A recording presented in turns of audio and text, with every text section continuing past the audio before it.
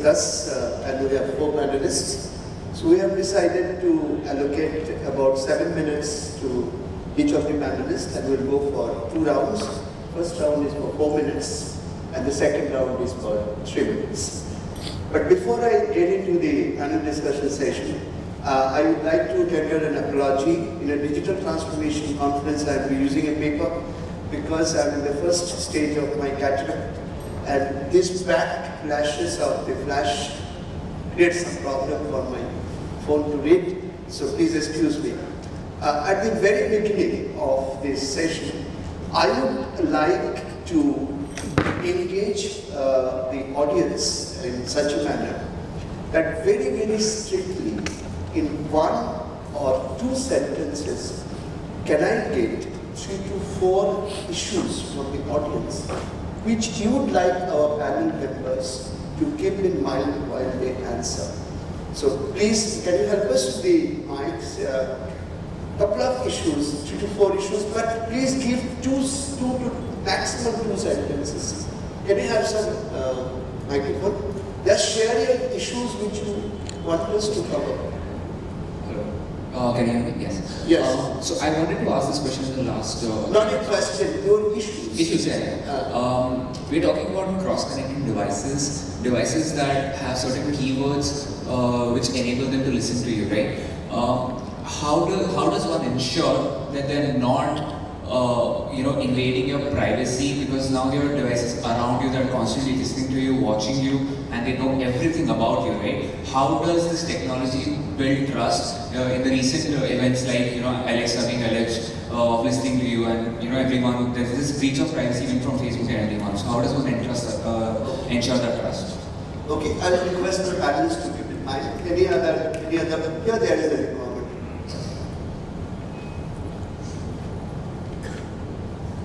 Yeah, the issue that I'd like you to talk about is we don't know what we don't know, and I think that's how in your organization do you handle the culture shift to make your line of business understand what AI can bring, by sometimes just make them understand what how the process could be different, how the outcome could be different, because again you don't know what you don't know. So how do you deal with this? More than the technology, it's more in the culture, in the mindset.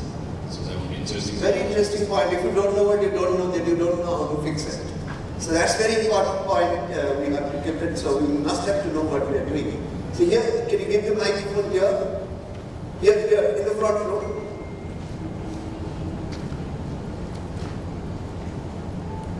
Yeah, actually my concern area is digitalization was started industry 3.0.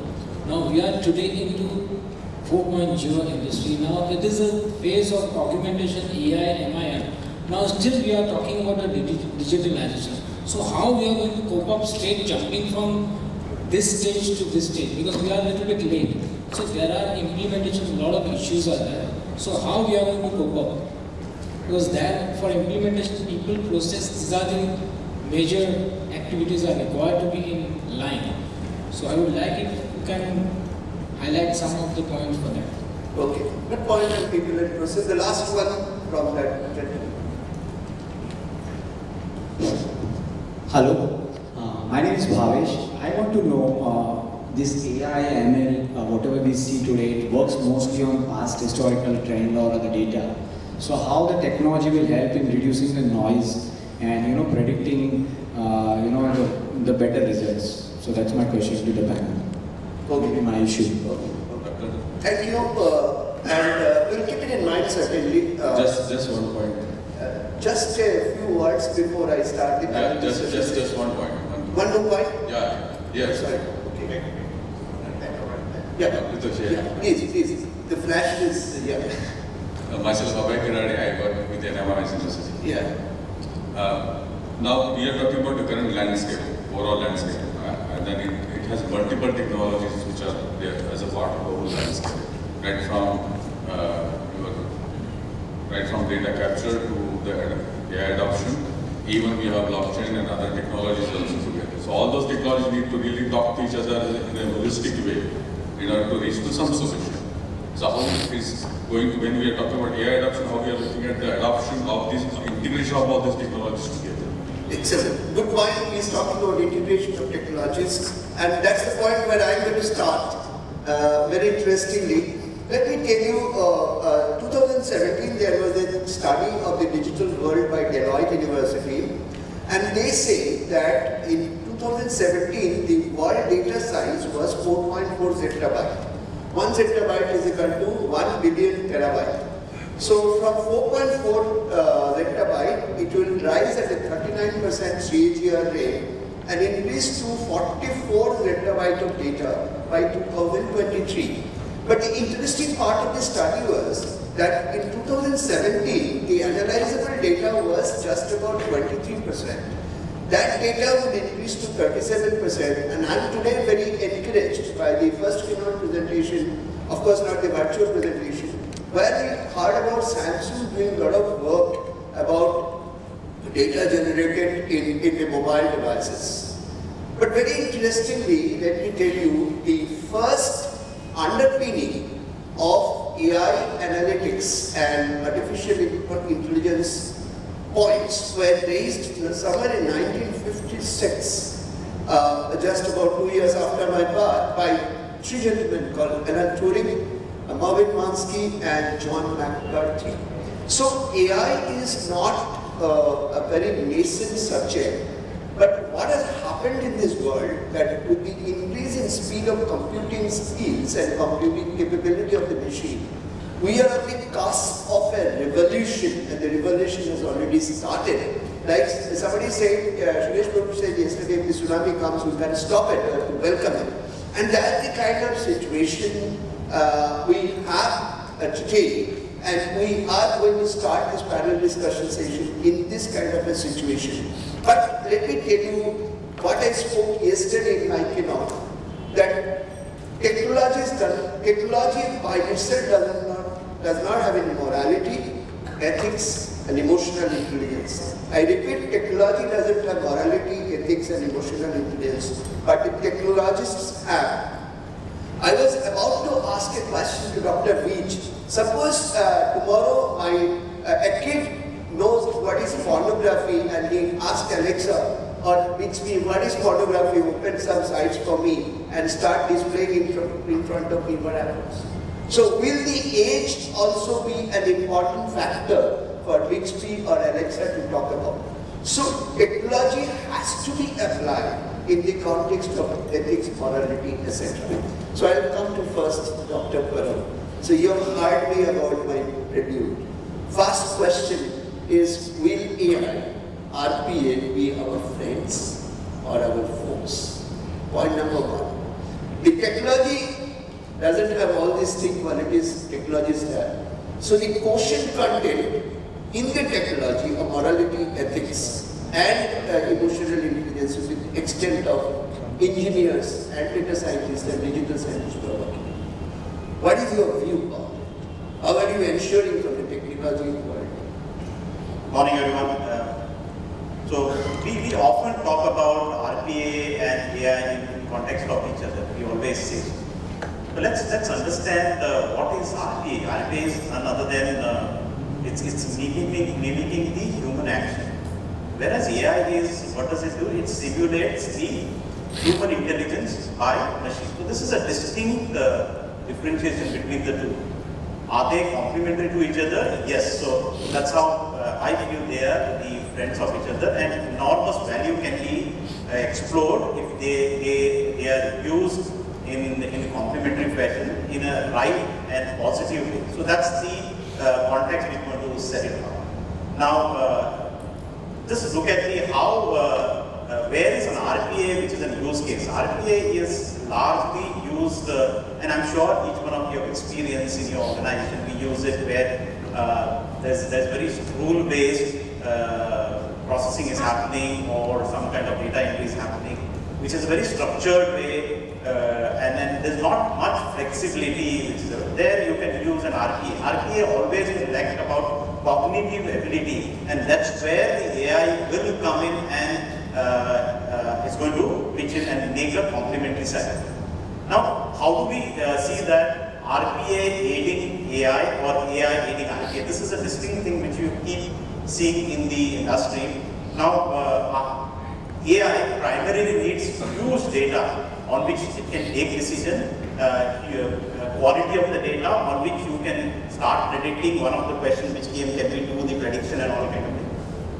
So this is where the RPA can help today to create a huge data, volume of data. It could be integrating multiple, in a loose coupled way, it can integrate all the different machines without even really writing a code and get the data or generate the data which can be used by AI, which means the human errors will be less, the speed at which we create the data will be high, and we can really use AI, we can shorten the cycle. This is how RPA is going to aid AI. Conversely, when you're talking about how this AI is going to aid RPA, is if you say, let's say data scientist is working on some kind of data processing and all, and there are very repetitive and mundane, that's where he can use RPA. So they are going to be friends of each other, they are not going to be enemy of each other. What about the user friendship?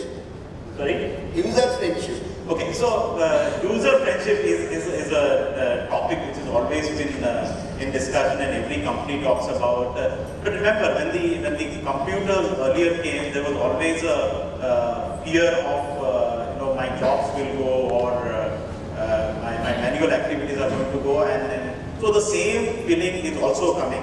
But at the same time, remember if you internally have a drive that I'm going to really use my values or the knowledge for better doing, then I will always say that this mundane or repetitive or non-flexible jobs, anyhow my profile is going to die after 4 to 5 years. Why not I take this advantage today and work on it and leave this to RPA and do something else. Within RPA, he can do something else. Okay, today the very simple thing is that we internally are exploring, for example, AP automation. I'm sure many of you must be also trying that typically a robot use.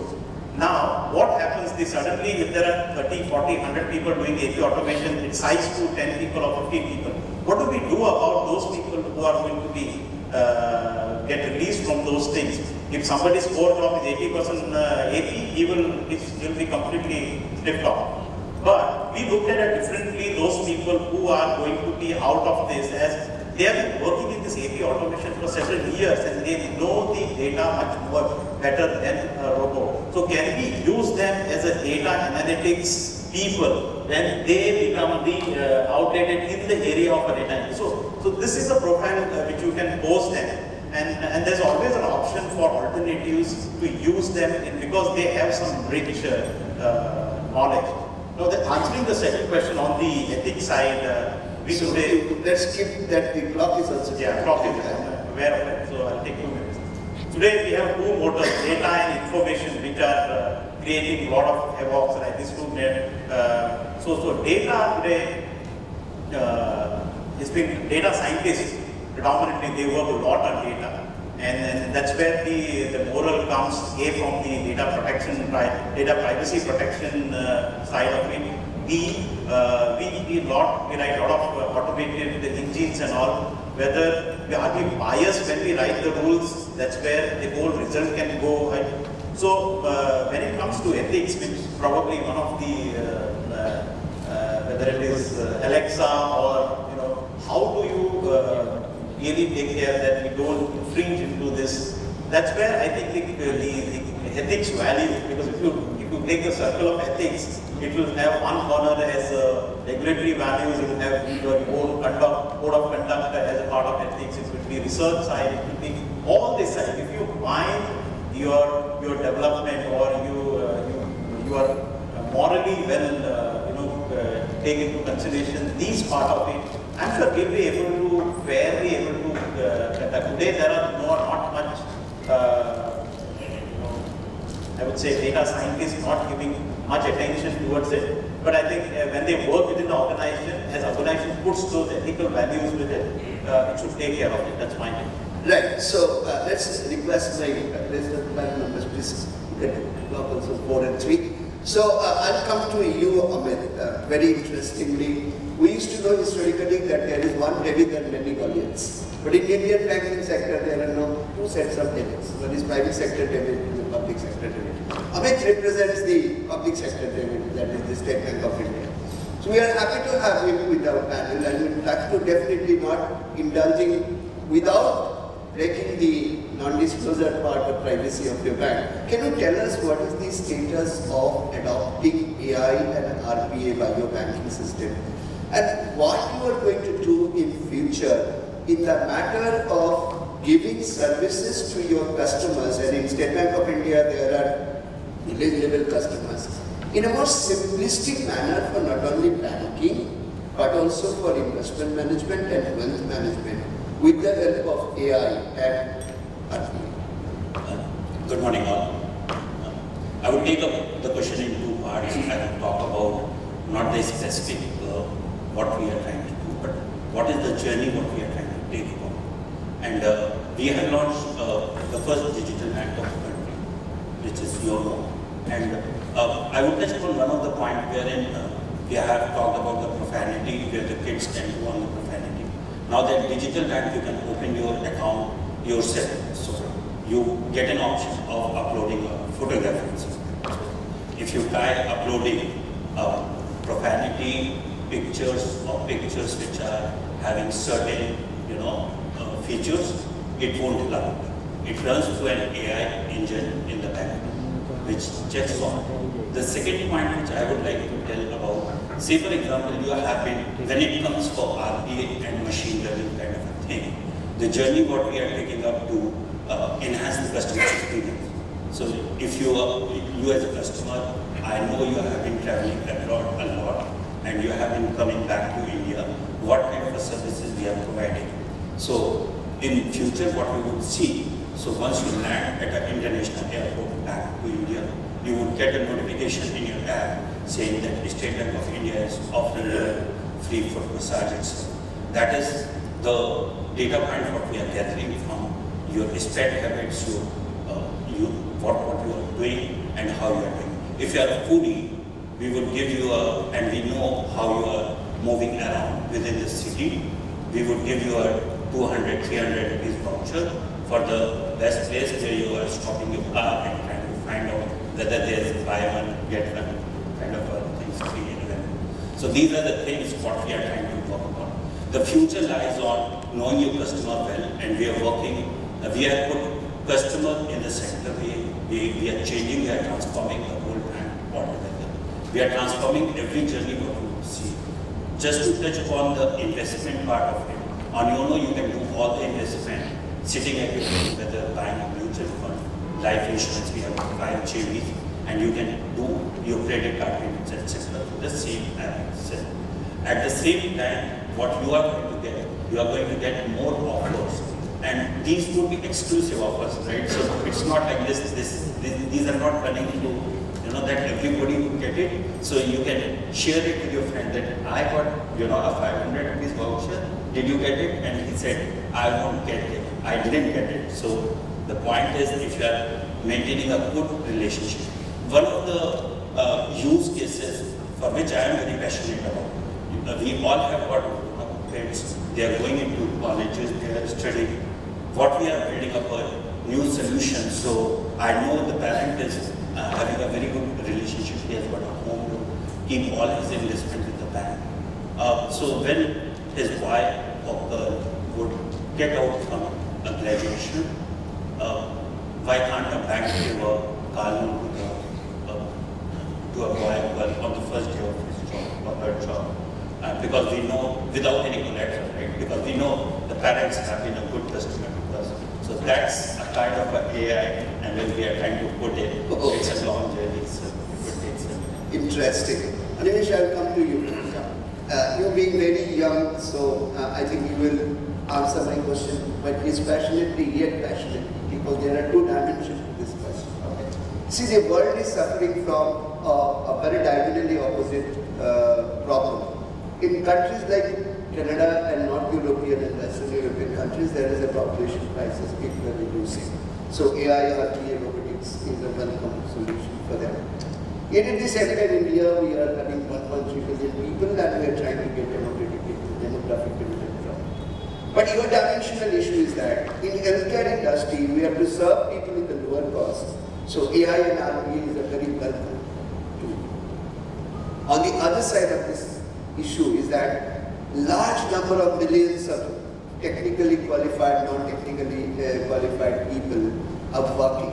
So how are you going to strike balance in your AI and RPA to ensure that you bring healthcare to people, common people at a lower cost with the help of technology, yet at the same time do not throw people out of employment? And do you think your application of AI and RPA will be able to balance these issues? Okay, good morning everyone. So, healthcare and higher education have always been laggard in terms of implementing technology. The finance and retail will lead the way. So, just 1 week ago, I was a part of one of these American analytics companies webinar, and there was this informal poll that how many hospitals or healthcare organizations have adopted an AI technology or planning to adopt or move about. You will be shocked to know that only 3 to 5% said that we have models in place which are working in our healthcare organizations. 30 to 35% told that we are planning for it, and but we don't have it. 50% hasn't thought about it. Well, in India, we live in many centuries simultaneously. So you will see hospitals and healthcare organizations which has digital implementations and simultaneously other hospitals which only run from billing system or something like that.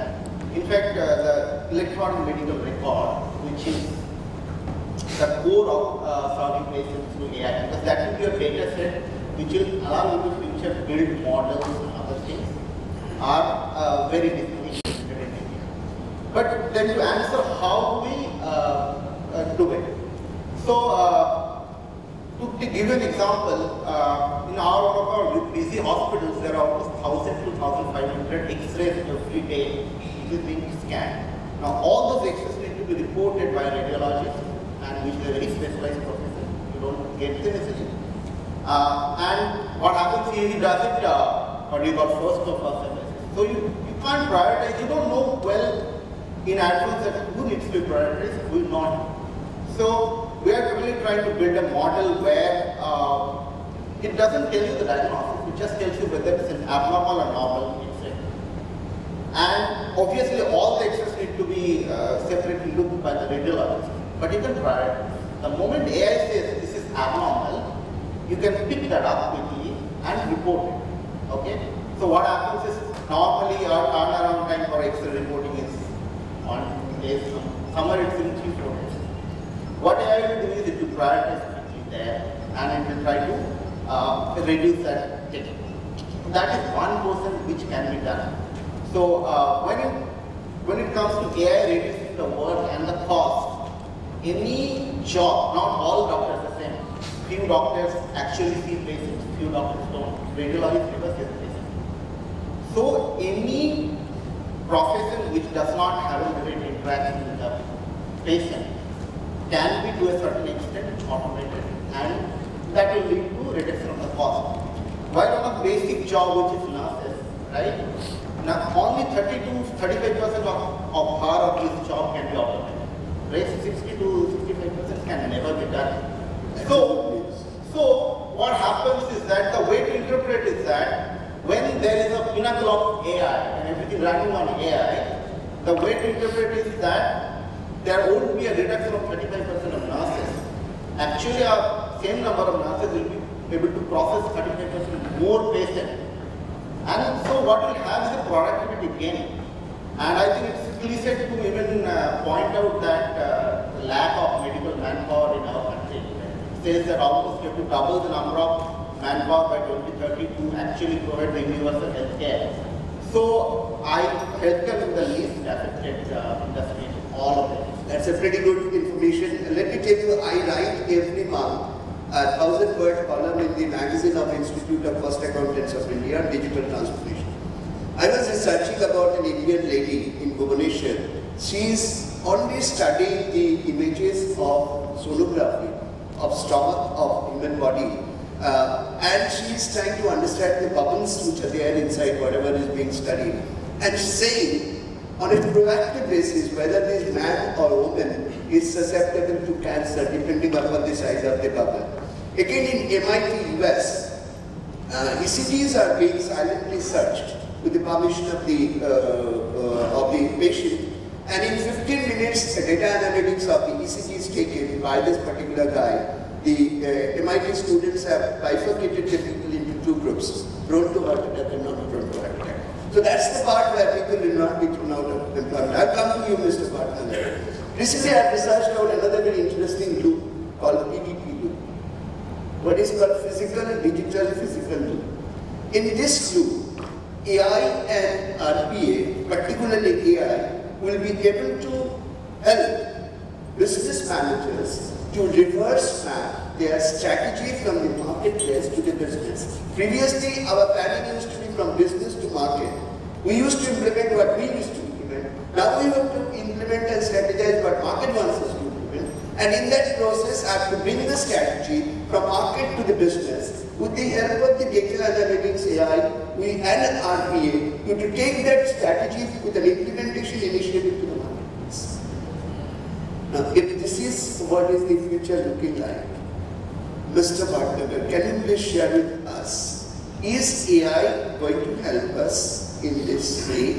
And if this happens in reality, will there be a paradigm shift in the business houses in terms of cost of delivery reduction, profit improvement, and I always speak about it, that share that profit for equitable distribution by business houses and people. Good morning, friends, and thank you, Mr. Ghosh, Dr. Ghosh, that you've asked this question at this hour, where the media is facing one of its most challenging situations. Let me tell you, the fake news business is gone to an extent beyond 50%. That today, whatever you consume as a content, maybe video or in text, it is liable to be fake to an extent of almost 63%. Now the PDP loop here, which he's talking about, becomes so very important for us. Now, being into media business, we need to first analyze whether any content which is coming is real or fake. Now the biggest problem is the time between that we get the content and that we have to publish is so minuscule, everything is becoming real time. And how do we actually manage this whole aspect of detecting whether this content is fake or real has to pass through humongous channels of verification. So now there are companies that good that AI has started helping us. There are companies who have come up with models that whenever a content comes to us, we pass through that channel. It gives us a score of what is its integrity. It gives you an integrity score. So based on that score, the journalist has to review and actually just take back and go back to that physical world and figure out whether it's correct or wrong. So there is where we can stop the fake news. While I have said so, looking at the business point of view, it is becoming so very eminent and inevitable that you have to serve content what people like. And if I may ask you, everybody would appreciate, people like to read a lot of masala news. And that keeps us in business. And that's actually a horrible fact, that you only have to publish pictures that tickle the veins and nerves, that people want to read more and more about it. But the whole corollary behind this is that it could be a very fake kind of scenario created by a few people in the social media. So, Negi, that's a very important point you are talking about, but my word of caution to the audience here is, virtually my 35 years of experience talks about that whenever you are using any data, particularly with AI and robotics also in today's context, you should be finding one thing and making it very clear and focused.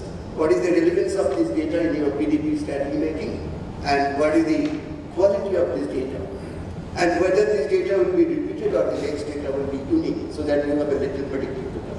Thank you for working, and I'll come to Dr. Padav again on this. A very interesting question. Please don't curse me for this question. When AI and RPA is going to pick up some of the cognitive skills of human being, no true opinion about that it will be happening.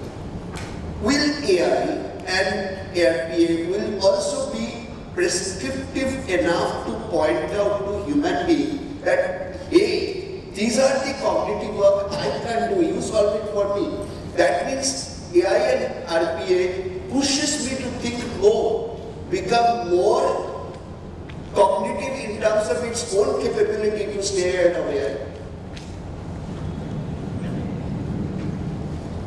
I don't know whether you find this question, but we will have only 2.5 minutes for you on this. Okay, quickly. So if you look at the cognitive side that we are evolving, we also talked about deep learning, which is very, very close to our cognitive part of where the machine has gone to a level where it can decide and act. How to act is something which is going to be, and in many cases, it would be it's coming to be a second opinion which has already grown in the healthcare. I'm sure Google has already come up with some of the hospitals they are working on retina-based options, cancers, what came up. So what are these? These are coming to the only, are we giving the full control to machine or not is something in apprehension we have. Our decision. It's our decision which you want to go. We are in the transition phase of technology moving towards, as well as our age transition is also going on.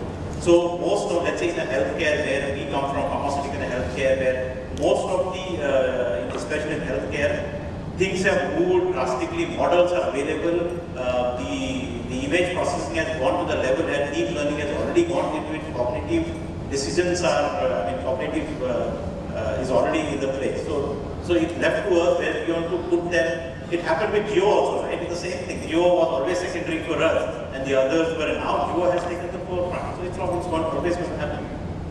Right. So I will now, Amit, I will now bring you to a very different dimension of your industry. You know, we all know that banking and BFSI is no longer an industry for money and money matters. It's a matter of relationship. On the other hand, from the perspective of your customer, it's a money matter because he is doing banking, wealth and investment banking. And I personally find that the Indian banking sector today is in a competitive dynamics that who is ahead of whom in terms of AI and RPA application and digital application. My question is, in the matter of coming to the market, whether I'm an ICICI Bank customer, an HDFC Bank customer or both, I know what you are doing and what somebody else is doing. Do you think there is a need for collaboration amongst the private sector banks and public sector banks to bring in some sense in the matter of guidance, which RBI perhaps is not in a position to even still understand? A matter of guidance, a matter of standard in the context of digitalization and digital transformation of Indian banking. Point number one. Point number two, do you think in today's context, RBI and its subsidiaries in terms of digital transformation are robust and capable enough to guide the banks? If not, what next? Okay, so I would take this question in two parts. So, banking per se has never gone through a transformation phase the way it has gone through in the last few years. Example is the payments space. So now if you see there are so many fintechs which are there in the payment space. All of the payment space have changed. So the bank have to change. So it's a market which has been this. We have got Google Pay and UPI which have changed the whole payment space. Now most of the time, State Bank of India look at things not from a competitive perspective because we look at from a nation perspective. What is best for us? So there are two issues which is at forefront for customers today. If you see Europe is trying to implement PSD2, which is the customer data and how it can be shared. India also have a draft guideline currently, which has been published, that a customer consent is needed to share the data among different places and different times. Now, data becomes the most important thing, and the customer data, I have got 720 million customers, 421 million accounts, 421 million customers and 720 million accounts. So the other banks also have. But how much per data can be shared with whom and at what level, that need to be decided. This is still a very debatable question. So we usually advise and provide our inputs back to RBI as well as all other banks through different channels. What is the best way forward, what we can do. Coming to your second question, I will just, nudge it a bit. I won't like to comment on how RBI is functioning. They are the regulators. I know that you can't, we would like to understand in the context of what is happening in Indian banking space. So Indian banking space, obviously, if you see, if I talk about 5 years from now, there are two things which are going to change. Payments have already changed. Loans is going to change in another 1.5 years. So loans are not going to be customer driven. It would be given by the bank on the basis of what are your needs or what could be your future needs. So home loans are there.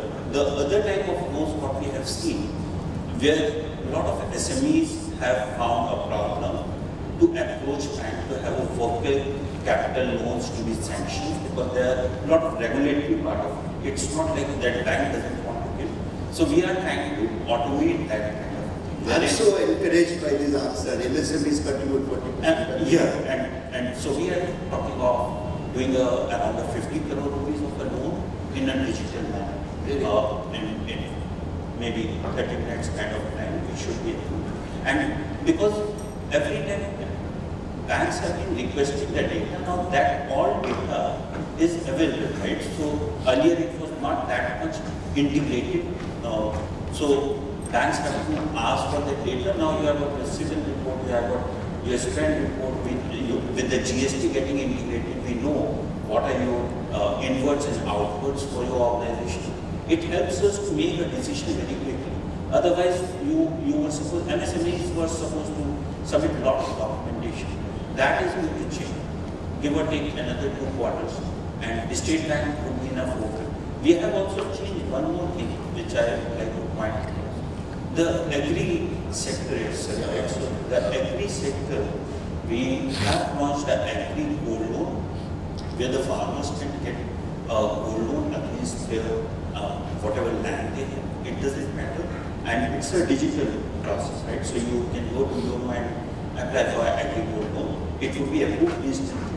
You do not need to visit the branch. That's a very good point. And the other thing what we are also trying to do, there are multiple different agri loans which we want to give to farmers so that they do not need to run to money lender itself. Right? So we have given Kisan Credit Card. So we are the biggest distributor of Kisan Credit Card. So the renewal of those credit cards would happen automatically itself on the Good point. So I'm so happy and encouraged, and the good message being taken.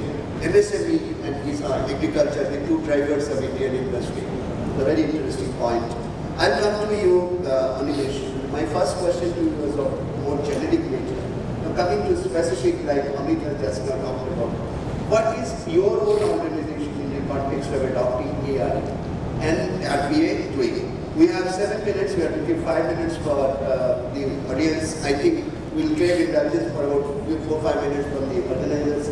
So can you answer in 2 minutes? What are you doing? So in general in Indian healthcare industry, the biggest example of AI that we see is IBM Watson. IBM Watson is again an AI which helps you diagnose cancer. Okay, and basically helps you with the entire course of cancer diagnosis to medicine and whole process. So that's what you will see probably most of the big network hospitals. So in NH, one of the prominent models that we deployed just 3 months ago is to the moment you are admitted into hospital with some cardiac ailment and all that, what the model will do, it will tell you what is the risk of the patient. It's your Yes. So it will tell you the risk of the patient. Now the question is what am I supposed to do with that? You are high risk, so what am I supposed to do with that? Well, we can do a lot of stuff. For example, you can put them in one zone and keep your best of the people taking care of them. And people who are in lower risk, you can put them into some green channel where you can unnecessary flinch them. Yeah, money. So the thing is that at the end of the day, what it will do is it will actually take your patient care to a certain extent, okay? And obviously reduce your risk because the basic people are talking. So that will perhaps throwing stone in the dark will not happen. No, you see, that will save a lot of cost. Yeah, the models are always available. The point is that models are always available, but they were Western models, okay? Based on data of Western patients, which is not true for Indian patients. Our morphology is different. It's not always. So the biggest heart study that has happened is called functional heart study. All your cholesterol, everything is based on that data. The AI and RPA is helping you. AI and RPA in the sense that it works on the local data. It's not doesn't work on the global data. So it gives you suggestions on the local population level. Like that illumination ready. Exactly. So a lot of medical science is based on Western data, which is going to change now. Now, Siddharth, I will take you to brick and mortar industry because you have to come to the ground ultimately for the audience to raise questions. In 2 minutes, can you answer me? I mainly work on the blockchain area, and my cardinal call is blockchain has to work with IoT. Now, I personally believe that alone blockchain and IoT will not be able to help you in strategic decision making and implementation also, both within the company and outside the company. And since you are on the strategy part, will you tell me, in the brick and mortar industry, is IoT powered by AI and blockchain, particularly AI and RPA, going to help business to take not only strategic decisions but also implement for a lot of cost saving and value addition?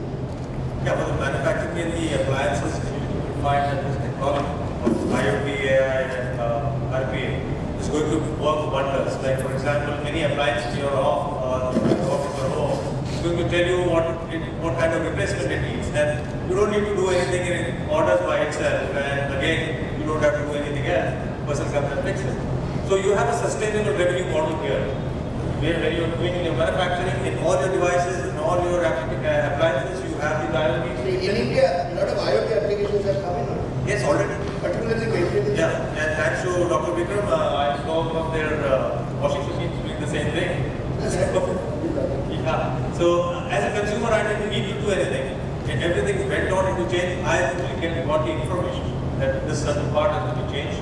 And just you have to click on the order, that's all, and the person comes and fixes it. And you have payment models like payment gateways. So actually it leads to a very, very hassle-free life. At the same time for the organization, it ensures sustainable business. Otherwise you have to have multiple channels in between for order taking and a replacement of those parts, etc. So RPA and AI in that manner is going to really help in a very, very big way. Now let me tell you about my organization. In the RPA, you would have not heard about it, but there are now robo-writers for categories like business news, sports, entertainment. You don't need a journalist to do it. It only reads the data either from a television show or the business news coming from the tickers, and it makes the news by itself. And I can tell you, I can bet you, no reader is able to identify whether this news has been written by a journalist. So it's all in real time today. That's a very, very interesting. Let me give you an example of IoT application by aviation industry. When an aircraft is flying from Mumbai to San Francisco, and IoT is continuously sending signals to the landing airport and the manufacturer of the aircraft, whether the engine is healthy and performing well, and what are the maintenance areas to be seen through by the engineers of the landing airport. That's the level of IoT application has come in. But I have an issue that if AI can be brought into that on a layer of blockchain, otherwise IoT can create havoc if blockchain is not entered into. We have 2 minutes left and we have borrowed from module 5 minutes. So about 6 to 7 minutes left for you to utilize on your questions. You can give observations, say it is observation. If you give question, very shortly articulated in 1 or 2 sentences. Jobs it for you. Here's a question coming up. Can you give the microphone to him? Please give the microphone to him. That gentleman. And two hands are raised. Quickly, we have about 5 minutes time, so you can take about 3 to 4 questions maximum. My question is to Dr. Basu. Yes. Basically, what we have learned right now is AI and RPA. Yeah. AI and RPA going hand in hand. So whatever you're developing on AI, by deep learning, machine learning, algorithms, can be rewritten by the machine itself using a RPA. Then how does a human have control over the entire thing of artificial intelligence plus RPA, and what will be the stage of humans, to interfere into it?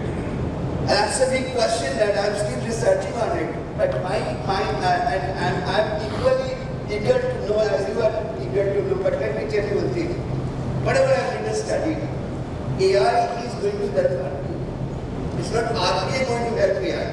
After AI helps RPA impacts will now reverse train AI. How to improve the RPA? So the both are interlinked, sorry to It's interlinked, right? Yeah. Complementing and supplementing each other. That's a very interesting point, and I'm getting the aviation point. But let me tell you, AI and RPA will be functioning properly if IoT is implemented. Because at the end of the day, in a brick and mortar industry particularly, sensing is important what is happening. So I will take this question separately while we sip a cup of coffee. So, and one more thing to add to it is last session yesterday we discussed about the data which is required to generate my AI, artificial intelligence. Analyzed by AI. Analyzed by AI. Which is correct. Yeah. But if AI is complementing RPA and RPA is complementing AI, can the machine by itself generate a data which it can check the future trends and implement it? If not generate, definitely train to make data more relevant and important, and tell the data scientists, yesterday we saw Sweden, tell the data scientists make data more relevant for the implications you want. And if you remember my point is that the Gigo principle still applies. So data is wrong, AI cannot help you. So I personally feel that the basic fundamental state of AI using correct, relevant and analyzable data is the responsibility of the IoT to generate senses. That's my feeling. Or if IoT doesn't generate, transactions will generate. I don't know whether I could answer, but I can take it separately. Yes. Any other question, please? Yes. Gentlemen, if we can. Hello. Yeah, my name is Bhavesh. My question is to Amit. What role AI and ML can play in enhancing the regulatory framework, especially in financial sector, to make it more robust and avoid the scams and fraud? Not per se AI and ML is not being used on a regulatory framework, but certainly blockchain is being tried. So for trade finance, the blockchain has been set up among the banks itself. SBI is a lead partner to it.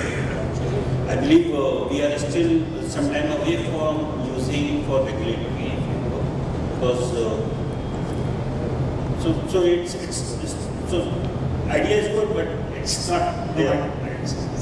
It's a concern, because if you look at the number of scams happening today in the economy, every day is happening something, and the poor man is losing money. So maybe any thoughts from any other panelists will be welcome. Let me add to you, in Kenya, there is a blockchain-based application called T-Apps. And it works on a platform which is a normal website platform, backend is blockchain. Very, very small, your next door for vendors of vegetables and fishes and meats. These guys are being lent to this blockchain platform, and it has been found to be very effective for helping impoverished poor people to come up. So what Amit is talking about trade finance, which is at a very high level of international business, let me tell you, Kenya, African countries are working in a very big way on blockchain-based lending, and that is where the risk management is very interesting. As you know, the poor people pay faster and better than the rich people. So that's where the point is. Again, I will take this question separately if we need after. Sure. Any other question? Yes, please. And we'll take the last question because we have got 3 minutes borrowed time. Yes. Yeah, good morning panelists and Professor Basu in particular. My question is to you. During the course of the panel discussion, you mentioned something about emotional intelligence. Yes. If it is possible right here, otherwise during the coffee break, I would like to understand the relevance of emotional intelligence in the parlance of AI and RPA. I know emotional intelligence can have it. I don't know what I don't know, but I understand emotional intelligence has got its applications. But in this forum and in the parlance of AI and RPA, where does emotional intelligence fit in? Very interesting point, very, very interesting point. When your mother said don't put your hand on the lamp, is it emotional intelligence or it is experiential learning? Right? But experiential learning which we keep in ourselves as a storage of learning points, we do not know when to apply and how to apply.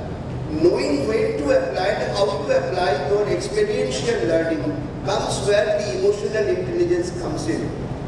People say if you are dealing with a difficult person, first accept the good points and then say the bad points in it. That's where the emotional intelligence comes in. So we'll answer this question. Emotional intelligence is the ultimate. Dalai Lama has said that the hygiene or emotional intelligence should now start from kindergarten schools, because digital and social media is going to mesmerize our traditional words of wisdom. Yes, thank you, yes. Professor, thank you very much. This is not the end of our interaction. I'll be dropping in a mail to you and look forward to learning and see the next steps. Dr. has said is, so you have seen your mobile app itself. So, you know, the best things are on your left hand side. You get into a mall, the left, you invariably turn left. That is the way brain is done. So all the emotional quotient, and there are companies, there are very big names who are working on to just together what is your reaction when you are trying to do it. And all the things what you do on a mobile app can be captured, and I'm sure. Amit, I'm very happy that you have talked about the left brain. And I'm sure digital scientists and software designers will always use the left brain. If you use the left brain, just to add, I think humanoid was shown a couple of, I think, a presentation before that, right? And the same question I asked Kani, how sensitive are you when can be emotional? So the answer which he gave was, I think, I'm not so much trained on that, the emotion. So eventually any of the artificial intelligence model comes and I'm sure all of us are well aware how well we train them, and I'm sure eventually we'll have those emotional abilities. One last question from this gentleman, that's all about it. So we have done about 1 more minute. Yeah. I have a very ground question right now. We know that AI and all this is going to help us tremendously. It's currently as well, right? In a lot of corporate world. Currently, since we have embraced this from the healthcare domain, healthcare is very, you know, it's in India, it's basically very predominant that it's not accessible by many of the people. The data itself is not available for a lot of folks, right? Now, is the healthcare industry talking to each other in sharing this information? Right now, the companies are working, probably the healthcare is working together to collect this information within their organization. Are they helping each other in terms of circulate this information, helping the needy person in terms of getting an access to the right doctor, to the right need, when the you know, the surgery or probably and medicine is required? So is this technology is going to get used, or is the industry or the organizations are talking to each other on those lines? Very short, we are on border tribes. Okay. So short answer, what I started saying is that we're a lab, right? And government needs to act. They are already drafting laws and drafting standards on how the healthcare data should be, how the interoperability should be. Currently, it's extremely disparate, and it is not possible for general people to have access to all those things that we talked about. But laws regarding this need to be formed. Multilateral agencies must give the guidance. Thank you very much indeed. And I thought that we will give a lot of time. Thank you so much for my panelists. Thank you very much indeed, Amit. Thank you. I'd like to interact with you more as we go along. I'm going to put out some research questions in course of time, because I'm working on the ethics and emotional part of blockchain and AI. Please help me when I set my research questions. Thank you so much.